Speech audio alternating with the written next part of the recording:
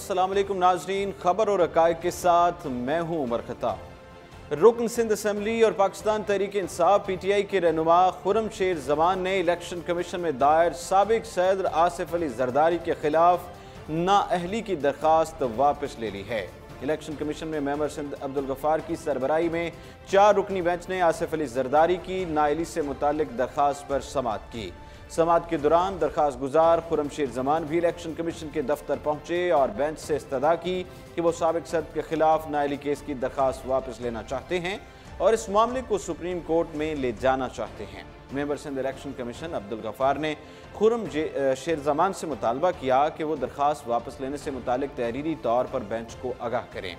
खुर्रमशेर जमान ने secretary election commission के नाम पर एक दरख्वास्त तहरीर की, जिसमें उन्होंने साबिक सदर के खिलाफ दरख्वास्त वापस लेने से मुतालिक तहरीर करते हुए लिखा कि हमें ऐसे शवाहिद मिल गए हैं जो सिर्फ आला फोरम पर पेश करेंगे। इसके बाद इलेक्शन कमीशन के बाहर मीडिया नुमाइंदों से उन्होंने गुफ्तगू की। खुर्रमशेर जमान का कहना था कि हमने साबिक सदर के खिलाफ केस को बड़े फोरम पर ले जाने का फैसला किया है। उन्होंने कहा कि आसिफ अली जरदारी के खिलाफ मजीद सबूत मिले हैं, तहम उनके खिलाफ केस सुप्रीम कोर्ट में दायर किया जाएगा।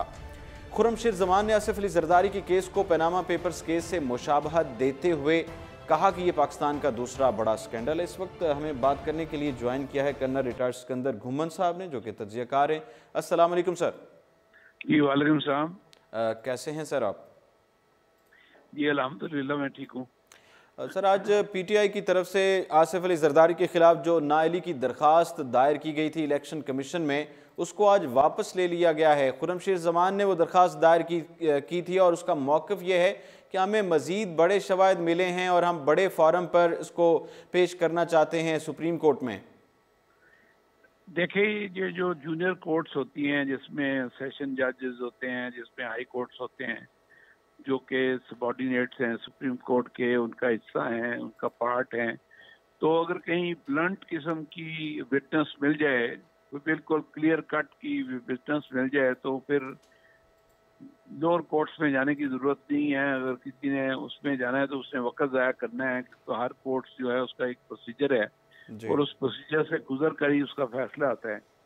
तो जो चीज़ें वाज़िया हैं, जो बिल्कुल तरतीब शुदा हैं या जो ऑथेंटिकेटेड हैं, जिसको हम अंग्रेजी में कहते हैं कि इंतहाई वो उसमें कोई शक नहीं है, तो वो चीज़ें सुप्रीम कोर्ट में लेके जाके आपको जल्द फैसले की उम्मीद लगाई जा सकती है। अच्छा, आज वफाकी कबीना का इजलास भी हुआ है और उसमें फवाद चौधरी साहब ने बाद में प्रेस कॉन्फ्रेंस की और उन्होंने ये क्लैरिफाई किया और बताया कि जो 20 अफराद के नाम ECL से निकालने की दरख्वास्त को मुस्तरद कर दिया है वफाकी कबीना के इजलास में, ये फैसला किया गया है। और पहले ये बताया गया था कि सुप्रीम कोर्ट ने ये अहकामात जारी किए हैं कि मुराद अली शाह का नाम जो है और बिलावल साहब का वो निकाला जाए ECL से, लेकिन अभी वफाकी कबीना के आज जो इजलास हुआ है उसमें उस दरख्वास्त को मुस्तरद कर दिया गया है।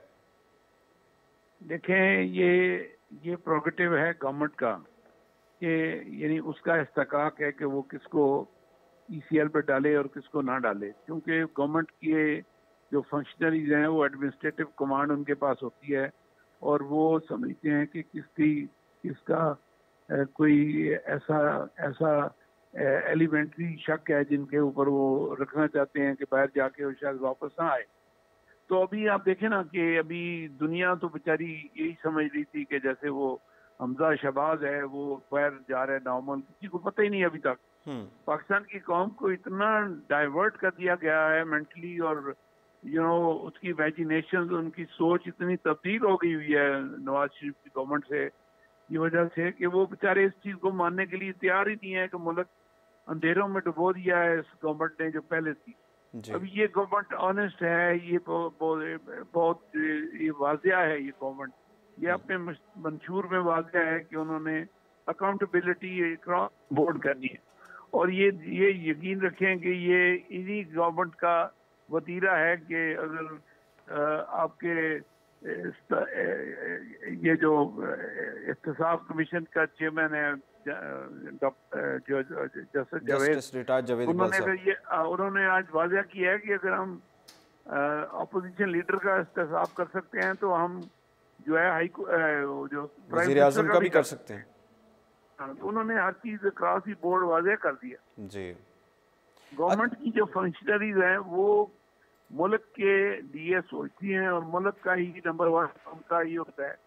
अब ये जो क्वेश्चन आपने किया था ईसीएल के ऊपर नाम डालने का और करने का, इसमें ब्रादरम मैं अगर आप इजाजत दें तो मैं जरा मेरा वो क्या कहते हैं छोटा मुंह और बड़ी बात, जी जी मगर जरूर। मैं इस मुल्क की खातिर ये बात करने में कोई आर नहीं समझता हूँ कि जब मुल्कों की तबाहियां होती हैं तो अवाम को उनकी सोच को मफलूज कर दिया जाता है जी। उनको ऐसा मोटिवेट किया जाता है और उनको एक खास पॉइंट पे इस अंदाज में लाया जाता है कि वो बेचारे कुछ और चीज सोचते नहीं। और ये ऐसी सोच जो है या ऐसा जो फितना है वो अनपढ़ जो लोग होते हैं उन पे ज्यादा असर करता है। ठीक है। तो सिंध के अंदर, क्योंकि मैं खुद भी पाकिस्तान पीपल्स पार्टी का एक बड़ा अदना सा कारकुन रहा हूँ, आज भी मेरा दिल धड़कता है बेनजीर भुट्टो और उसके वालिद के लिए। सही। और उनकी सोचें और उनकी परवाजें जो हैं वो हमारे लिए मशले रहा हैं। तो भाई मगर अगर आप इसको गौर से देखें तो जो इंटीरियर सिंध है वो बहुत ज्यादा प्रो भुट्टोइज्म है, बहुत ज्यादा। काफी लोग छोड़ गए हैं भुट्टो के फलसफे को या भुट्टो की पॉलिटिकल या भुट्टो के अंदाजे फिक्र को, मगर वो लोग जो अनपढ़ थे और जो यानी अभी तक इसको पीरी फकीरी तक ले गए हैं, ठीक है, वो अभी तक उनके साथ शामिल हैं और वो बड़े ही अहम सिंध के अहम हिस्सा का मेजॉरिटी जो है वो पार्ट है। ठीक है। तो जरदारी चौंके दीवार के साथ लग गया है, तो जब आप माजरत के साथ किसी जानवर को दीवार के साथ लगाते हैं तो वो आगे से आप पे अटैक करता है चाहे कितना भी कमजोर हो। ठीक है। तो अभी जरदारी के पास और कोई हल नहीं है सिवाय इसके कि वो सिंध कार्ड को एक्सप्लॉइट करें। ये तो पहले खबरें गर्दिश करती रही है ना कि मुफाहमत काम नहीं आई, महाजराई भी देख ली है, तो अब सिंध कार्ड जो है वो इस्तेमाल कर रहे हैं जरदारी साहब।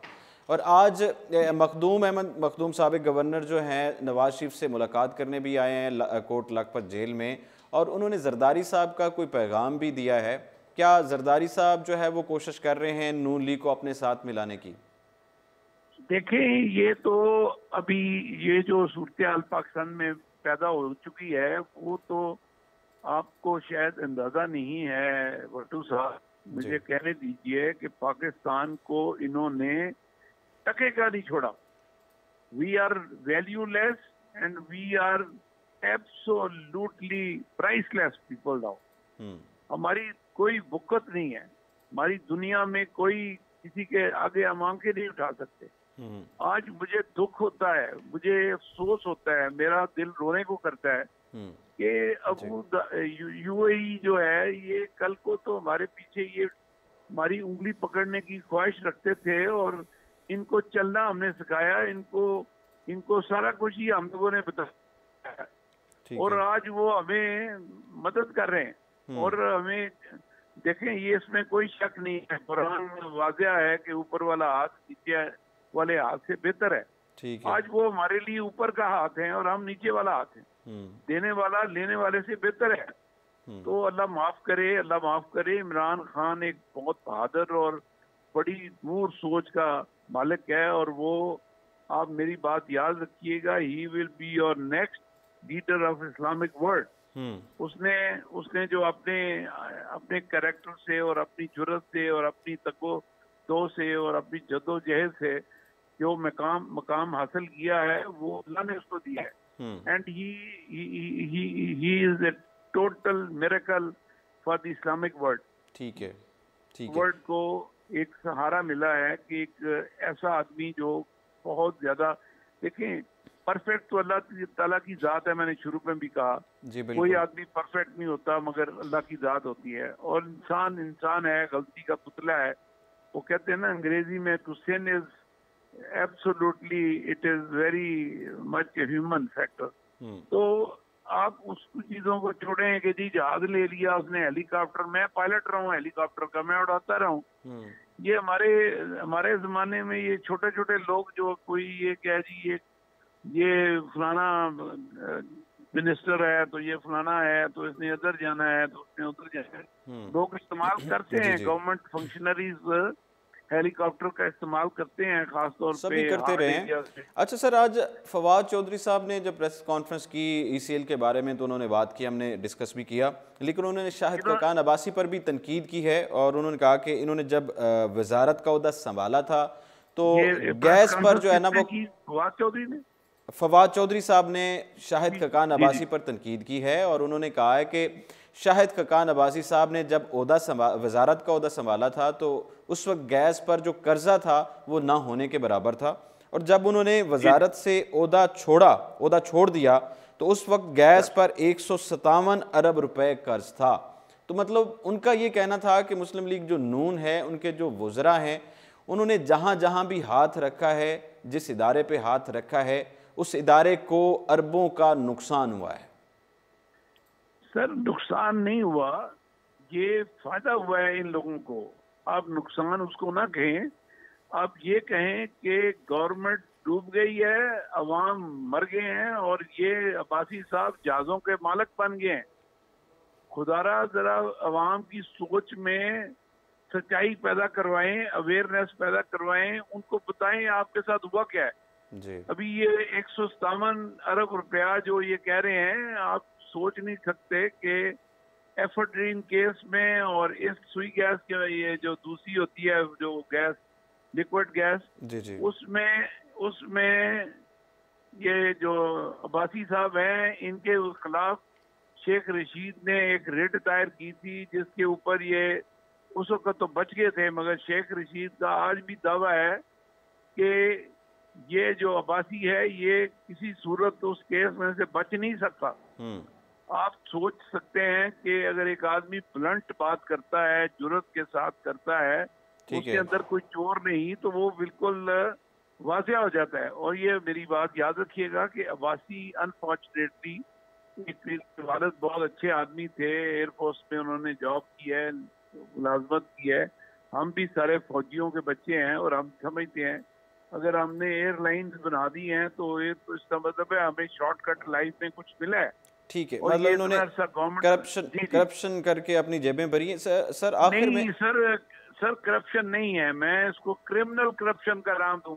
ठीक है, काइंडली इस लफ्ज को मशहूर करें। It is not corruption, criminal it corruption. Is criminal corruption. ठीक है, ठीक है। आप खुदा का खौफ करें कि पीआईए को आपने डबो दिया और एयर बलून चल रही है। वाई एंड हाउ एंड क्यों ये हुआ? आपकी पीआईए जहाजों में बैठते हुए लोग डरते हैं। ऐसे ही है।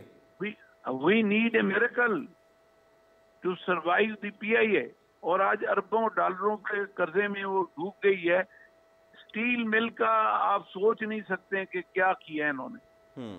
सर, ये ख्वाहिश थी, वो इफ्तिखार चौधरी एक ही काम करके गया नेक इस दुनिया में, और वो ये था ईमेल को इनको बेचने नहीं दिया। ये जो मतलब काफी कोशिशें की गई कि उसको सेल कर रहे हैं। और सर वो जरदारी औने पौने बहुत ले गया था। अच्छा सर, आखिर में मैं सवाल ये करना चाहूँगा कि पहले तो पीपल्स पार्टी काफ़ी मुतमिन दिखाई दे रही थी जब ये फैसला आया सुप्रीम कोर्ट की तरफ से कि बिलावल साहब तो वैसे ही मासूम हैं, उनका नाम क्यों डाला। चीफ जस्टिस साहब ने कहा कि मुराद अली शाह साहब जो है वो वज़ीर आला हैं सिंध के, तो वो वजारत छोड़कर कहाँ भाग रहे हैं, आपने उनका नाम ईसीएल में क्यों डाला है।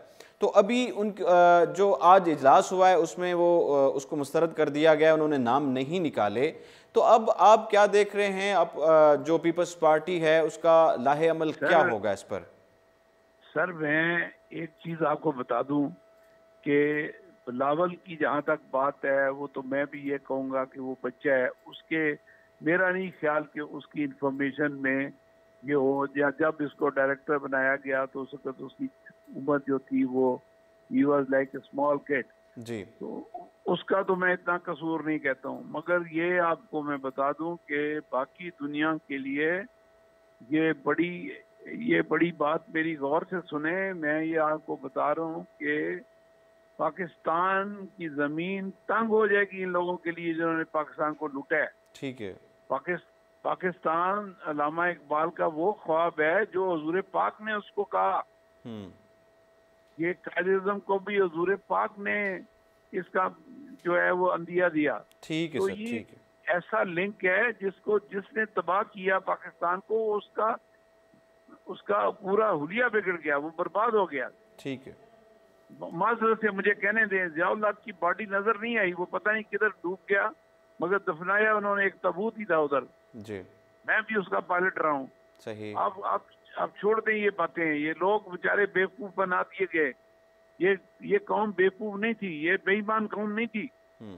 जब 50s में और 60s में ये कौम बहुत ईमानदार थी, एक दूसरे की इज्जत करते थे, बड़े छोटे की तामीज थी, उस्ताद की बेइंतहा इज्जत थी। इस सारे सिलसिले को 70s लेट और 80s में और 90s में तो बिल्कुल ये अपनी नैश पर पहुंच गई, निचली सतह पे चली गई। अच्छा गुमन साहब, आखिर में वक्त को मद्देनजर रखते हुए आखिर में मुख्तसर सा बता दीजिए कि जो मौजूदा हुकूमत है क्या वो ठीक काम कर रही है जिस तरह उसको करना चाहिए? सर मैं इसके ऊपर अभी तबसरात करना मैं परहेज करूंगा, मगर मैं आपको एक बात वाज़िया और यकीनी बताता हूं कि जो हमारा इस वक्त इस सारी टीम का कैप्टन है इमरान खान जी, वो एक ट्रांसपेरेंट पर्सनालिटी है। He is honest, dedicated, committed, loyal and most patriotic person that one could see. He will never be sold. He will never gain anything for himself but for the nation. He is such a straight man. He is clear in his mind. वो आदमी देखे, आखिर में मैं एक बात आपको काम की बताऊं, ये पाकिस्तान की कौम को नहीं पता है कि इनकी ओन पोजीशन क्या है, अपनी पोजीशन हम कहाँ खड़े हैं, इनको नहीं पता। ठीक है। इनको तो यही लग रहा है कि जी हमारा वो पुल बन गया, तुम्हारा बन गया। इमरान खान को सबसे ज्यादा पता है कि हमारी ओन पोजीशन क्या है, ठीक है, हम किस डिच में कितनी डीप खड़े हैं और हमने कैसे आना है। ठीक है। तकलीफ कौम को होगी, जरूर होगी, मगर ये मेरी बात आप याद रखिएगा, ये बंदा वर्ल्ड कप इकोनॉमी में लेकर आएगा पाकिस्तान में। ये वज़ीर-ए-आज़म इमरान खान साहब जो है वो मुल्क की तकदीर बदल देंगे और इस्लामी दुनिया में उनको पहचाना जाएगा। बहुत शुक्रिया कर्नल रिटायर्ड सिकंदर गुमन साहब, तज्ज़ियाकार हमारे साथ। बहुत मेहरबानी है, आपने मेरी दुख की रग छेड़ दी, मगर हम क्या करें। ठीक है, ठीक है। इंशाल्लाह नेक्स्ट प्रोग्राम में इंशाल्लाह डिस्कस मजीद भी करेंगे। पीटीआई के रुकन असेंबली का ये कहना था कि उनकी जमात को इलेक्शन में पाकिस्तान से करप्शन के खात्मे का ही मैंडेट मिला है। उन्होंने अपनी बात को जारी रखते हुए कहा कि हमने साबिक सदर आसिफ अली जरदारी के खिलाफ केस की तैयारी मुकम्मल कर ली है, जबकि तमाम शवाहिद की भी तस्दीक करवा ली गई है। खुर्रम शेर जमान का ये भी कहना था कि मुफाहमत की सियासत तहरीक इंसाफ के साथ कोई नहीं कर सकता है। ख्याल रहे कि तहरीक इंसाफ सिंध के रहनुमा खुर्रम शेर जमान ने पाकिस्तान पीपल्स पार्टी के शरीक चेयरमैन आसिफ अली जरदारी के खिलाफ नाइली की दरखास्त इलेक्शन कमीशन में गुज़श्ता बरस 20 दिसंबर को दायर की थी। विफाकी कबीना का इजलास हुआ, 20 अफराद के नाम ईसीएल में निकालने की दरखास्त को मुस्तरद कर दिया गया। विफाकी वज़ीर इत्तलात फवाद चौधरी का ये कहना है, उन्होंने आज प्रेस कॉन्फ्रेंस भी की कि विफाकी कबीना ने 20 अफराद के नाम एग्जिट कंट्रोल लिस्ट से निकालने से मुतालिक वजारत दाखिला की दरखास्त को मुस्तरद कर दिया है। कबीना के इजलास के बाद मीडिया ब्रीफिंग देते हुए उन्होंने मजीद कहा कि GIT की सिफारिशात पर 172 अफराद के नाम ECL में शामिल किए गए थे। फवाद चौधरी ने कहा कि वजारत कानून ने यह बताया है कि जाली अकाउंट्स केस से मुतालिक सुप्रीम कोर्ट की जानिब से तफसीली फैसला मौसूल नहीं हुआ है। हमें जैसे ही फैसला मौसूल होगा फिर उसके मुताबिक मामला देखेंगे। उन्होंने बताया कि एक कमेटी कायम की गई है जो ECL में शामिल नामों का जायजा लेगी। उनका कहना था कि कमेटी वजीर मुमलिकत बराए दाखिला शहरियार अफरीदी, वजीर कानून फरोग नसीम, वजीर आजम के मुशीर बराए एहतसाब शहजाद अकबर और सेक्रेटरी दाखिला पर मुश्तमिल होगी, जो अपनी सिफारिशात कबीना को भेजेगी। उन्होंने कहा कि सुप्रीम कोर्ट के फैसले के बाद कबीना फैसला करेगी कि इसके हवाले से सुप्रीम कोर्ट में जाना चाहिए या नहीं जाना चाहिए। फवाद चौधरी ने बताया कि हुकूमत की जानिब से जो पॉलिसियाँ मुरतब की गई थी उनके समरात मिलना शुरू हो गए हैं, जिस पर कबीना ने इत्मीनान का इजहार किया है। उन्होंने कहा कि बरामदात में इजाफा इब्तदा से हुकूमत की अवलीन तरजीहात में शामिल रहा है और दिसंबर के महीने में बरामदात में 4.5% इजाफा हुआ है, जबकि दरामदात में 8.5% कमी भी हुई है। उनका कहना था कि मुल्क के तिजारती खसारे में एक माह के दौरान $54 करोड़ तकरीबन 19% कमी हुई है। वफाकी वज़ीर ने बताया कि वज़ीर आज़म इमरान खान ने वजारत कानून को हिदायत जारी की है कि बैरून मुल्क मुकीम पाकिस्तानियों से मुतल्लिक ऐसी मुलाजमतों के बारे में आगाह किया जाए जो वो बिला किसी कानूनी उजर के कर सकते हों ताकि उन्हें पाकिस्तान में अपनी सलाहियतें दिखाने का मौका फराहम किया जाए। वज़ीर इत्तलात फवाद चौधरी ने बताया कि वज़ीर-ए-आज़म इमरान खान इस वक्त वज़ीर-ए-आज़म हाउस में रिहाइश पज़ीर नहीं हैं, लेकिन फिर भी उसका बिजली का बिल उतना ही आ रहा है जितना नवाज शरीफ के दौरे हुकूमत में आता था, जिसकी वजह से वज़ीर-ए-आज़म ने इस मामले पर इंटरनल ऑडिट का हुक्म दिया है। वफाकी वज़ीर इत्तलात ने बताया कि मुस्लिम लीग नून के वज़रा ने जिस चीज़ पर हाथ रखा वो नुकसान में ही है, जबकि खुद को गैस का आइंस्टाइन समझने वाले शाहिद कगान अब्बासी ने गैस सेक्टर को अरबों रुपए का मकरूज छोड़ा है। उन्होंने बताया कि वफाकी कैबिनेट के इजलास के दौरान वज़ीर-ए-आज़म ने वज़ारत पेट्रोलियम को गैस की जामे पॉलिसी बनाने की हिदायत की है, क्योंकि मुल्क की बहुत बड़ी आबादी कुदरती गैस से महरूम है। इस मौके पर गुफ्तगू उन्होंने की और कहा कि वफाकी वज़ीर शुमारियात खुसरो बख्तियार का कहना था कि अपोजिशन की जानिब से महंगाई के हवाले से वावेला मचाया जा रहा है जो बेबुनियाद है। उन्होंने अपनी बात की वजाहत पेश की कि गुज़श्ता 3 दौरे हुकूमत के इब्तदाई 5 माह के दौरान महंगाई में मौजूदा हुकूमत से ज़्यादा इजाफा हुआ था। वफाकी वज़ीर का कहना था कि तहरीक इंसाफ की हुकूमत के इब्तदाई 5 माह के दौरान अफराते ज़र में सिर्फ 0.4% तक इजाफा हुआ है। उन्होंने कहा कि आप मवाजना कर लें दूसरी जो हुकूमतें आईं उनके पहले 5-6 महीनों का और मौजूदा हुकूमत का। उनका मजीद कहना था कि गैर अवाम को सुकून फराहम करना ही तहरीक इंसाफ के मंशूर का हिस्सा है। बात करते हैं नवाज शरीफ के हवाले से। जेल में टीवी नहीं है, सिर्फ एक अखबार मिलता है। साबिक वज़ीर आज़म और पाकिस्तान मुस्लिम लीग नून के असीर कायद मियाँ मोहम्मद नवाज शरीफ ने जेल में टीवी ना मिलने का शिकवा कर दिया है। उन्होंने कहा कि जेल में सिर्फ मुझे एक अखबार दिया जाता है। वाज़ेह है कि लाहौर की कोट लखपत जेल में आज 10 जनवरी को मुलाकात के दिन पर नवाज शरीफ की साहबजादी मरियम नवाज अपने बेटे जुनैद सफदर के हमरा पहुंची, जबकि नवाज शरीफ की वालिदा ने भी जेल में उनसे मुलाकात की। वालिदा नवाज शरीफ अपने बेटे से मुलाकात के दौरान आबदीदा होगी। इस दौरान मरहुमा बेगम कुलसूम नवाज का तज़किरा भी हुआ, जिस पर नवाज शरीफ ने शिकवा किया कि फ्लैगशिप रेफरेंस में कैद के दौरान उन्हें कुलसूम नवाज की खैरियत दरियाफ्त करने की गर्ज से एक फ़ोन करने की इजाज़त भी नहीं दी गई थी, जिसका उन्हें अब तक शदीद सदमा है, अफसोस है। नवाज शरीफ ने बताया कि उनकी सेहत ठीक है, लेकिन वो मुल्क की माशी सूरत हाल पर परेशान हैं। उसके अलावा उन्होंने सर्दी के मौसम में भी बिजली की लोड शेडिंग और गैस की किल्लत पर हैरानी का इजहार किया है। इस मौके पर उनके अहले खाना उनके लिए घर का खाना, अद्वियात, ताज़ा फल और खुश्क मेवाजात भी साथ लाए।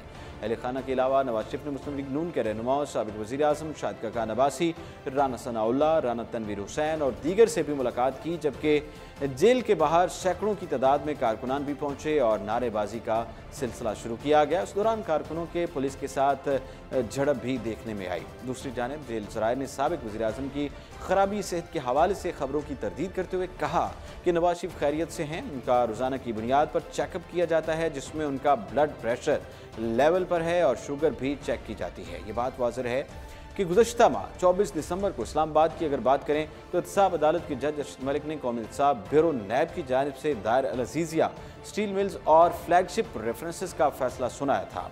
अदालत ने नवाज शरीफ को फ्लैगशिप रेफरेंस में बरी कर दिया था, जबकि अल-अज़ीज़िया रेफरेंस में 7 साल कैद की सज़ा के साथ साथ 1 अरब रुपए और $2.5 करोड़ अलहदा जुर्माना भी आयद किया था। इसके अलावा नवाज शरीफ को अदालत ने 10 साल के लिए कोई भी अवामी ओहदा रखने के लिए भी नाअहल करार दिया था। मज़कूरा फैसले के बाद नवाज शरीफ को गिरफ्तार करके अडयाला जेल मुंतकिल किया गया, ताहम उसके बाद उन्हीं की दरखास्त पर उन्हें कोट लखपत जेल मुंतकिल कर दिया गया था। अपोजिशन लीडर नैब कार्रवाई का सामना कर सकता है तो वज़ीर आज़म को रियायत का कोई इस्तेहकाक नहीं है। लाहौर कौमी एहतसाब ब्यूरो के chairman justice retired Javed Iqbal ने ये बयान दिया है कि जब कायद हिज़्ब इख्तिलाफ अपोजिशन लीडर नैब की कार्रवाई का सामना कर सकता है तो वज़ीर आज़म को कोई इस्तेहकाक नहीं है कि वो नैब की कार्रवाई का सामना ना करें। लाहौर में तकरीब से खिताब करते हुए जस्टिस रिटायर्ड जावेद इकबाल ने वज़ीर इत्तलात फवाद चौधरी की जानिब से वज़ीर आज़म पर नैब केस को उनकी तौहीन करार दिए जाने पर अपने रद्द अमल का इजहार किया।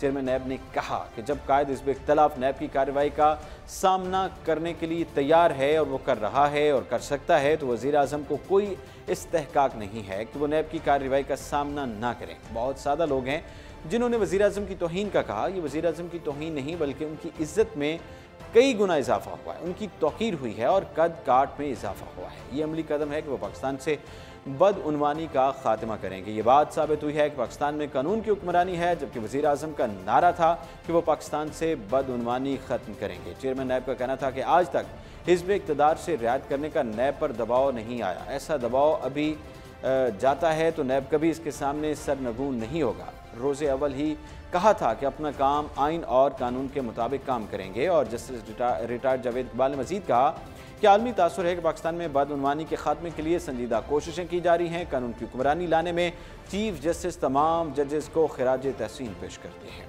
चेयरमैन नैब का कहना था कि रिमांड अदालतें देती हैं और अदालतें तमाम हक़ाइक़ देखकर रिमांड देती हैं। इंतकाम या ज़्यादती का नैब में कोई तसव्वुर नहीं है। नैब का किसी के साथ ज़ाती जायदाद का मसला नहीं है। नैब की किसी ग्रुप, सियासी जमात या हुकूमत से वाबस्तगी नहीं है। नैब की वफादारी और वाबस्तगी पाकिस्तान और पाकिस्तानी अवाम के साथ है। जहाँ पाकिस्तान का मसला आएगा तो बात होगी। उन्होंने कहा कि नैब का झुकाव फलां की तरफ की बात दुरुस्त नहीं है। जुर्म हुआ है तो इंक्वायरी होगी। NRO कोई भी दे, किसी को भी दे, नैब इसका हिस्सेदार नहीं है। चेयरमैन नैब का कहना था कि हमारे लिए पाकिस्तान के मफादात मुकद्दम हैं, हमने उनका तहफ़्फ़ुज़ करना है। सियासतदान हिज़्ब इख्तिलाफ से हैं या इक़्तिदार से हैं, हमारे लिए काबिल एहतराम हैं। हमारे लिए सब बराबरी का दर्जा रखते हैं और हमने किसी को तरजीह नहीं दी है। जावेद इकबाल साहब ने कहा कि हिज़्ब इख्तिलाफ थोड़ा बाज़ौक़ हो, नैब को कम से कम मंशा बम तो ना कहें। नैब कभी मंशा बम था ना होगा। नैब हाइड्रोजन या नाइट्रोजन हम ज़रूर है जो बदउनवानी के खात्मे के लिए आया है। उनका कहना था कि किसी हाउसिंग सोसाइटी ने अवाम के साथ ज़्यादती की है तो वो पैसा वापस आएगा। बात करेंगे, सुप्रीम कोर्ट ने रॉनवार का नाम ECL से निकालने की दरख्वास्त मुस्तरद कर दी है। सुप्रीम कोर्ट ने साबिक senior superintendent of police SSP रॉनवार का नाम एग्जिट कंट्रोल लिस्ट ECL से निकालने की दरख्वास्त को मुस्तरद किया है। यह वाज़ेह है कि रॉनवार पर नकीबुल्लाह महसूद समेत दीगर अफराद को कराची में जाली इनकाउंटर के दौरान कत्ल करने का इल्ज़ाम है, ताहम वो अभी ज़मानत पर हैं। रॉनवार ने अदालत में उम्रा करने और बैरून मुल्क में अपनी बेटी की शादी में जाने के लिए अपना नाम ECL से निकालने की दरख्वास्त दी थी। ताहम चीफ जस्टिस ऑफ पाकिस्तान मियां साकिब निसार ने रॉनवार की पिटीशन पर समाअत करते हुए उनके वकील को मुखातिब करके सख्त बरहमी का इज़हार किया और कहा कि रॉनवार बरी कैसे हो गया, जिस पर वकील ने बताया कि रॉनवार जमानत पर हैं। उन्होंने अदालत को बताया कि रॉनवार के अहल खाना बैरून मुल्क में हैं और वो उनसे मिलने बैरून मुल्क जाना चाहते हैं। चीफ जस्टिस ने रिमार्क्स दिए कि रॉनवार के अहल खाना को भी पाकिस्तान बुला लें, रॉनवार को पासपोर्ट जो है वो जब्त कर लें। उनका कहना था कि रॉनवार ने जवान बच्चा मार दिया, जब तक ट्रायल मुकम्मल नहीं होता वो पाकिस्तान में ही रहेंगे। नाजरीन, ये था आज का प्रोग्राम और इसके साथ ही उमर खताब को इजाज़त दीजिए और आप रहिए उर्दू पॉइंट के साथ।